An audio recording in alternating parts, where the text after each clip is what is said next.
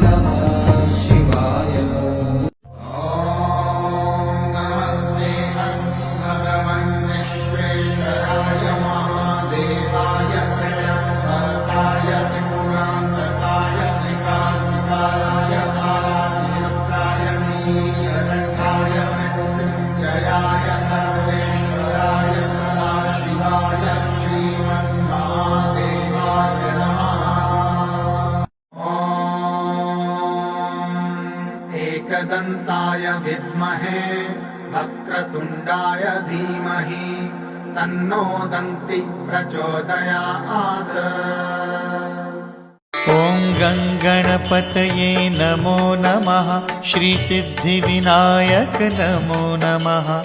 अष्टविनायक नमो नमः.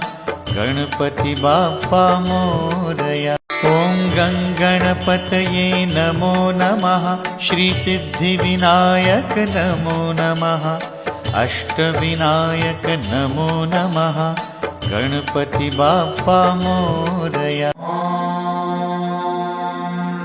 एकदन्ताय विद्महे वक्रतुण्डाय धीमहि तन्नो दन्ति प्रचोदयात्. नमस्कार मंडळी. कोकण भूमीच्या शिरपेचातला मानाचा तुरा दापोली तालुक्यातील आसूद ह्या गावातील केशवराज मंदिर. केशवराज म्हणजे विष्णू. हा आमचा कुलस्वामी. मंदिराच्या बाजूला एवढी गर्द झाडी आहे की वाटावर निसर्गाने जणू मंदिराला वेढा घातलाय. त्यामधून वळणं घेत जाणारी पायवाट, पाखाडी आणि साकव आपल्याला केशवराज मंदिराजवळ घेऊन जातात. आतमध्ये गेल्यावर डाव्या बाजूला छोटं गणेश मंदिर आहे.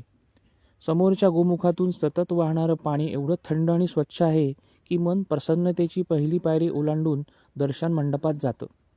सभामंडप पण छान आहे.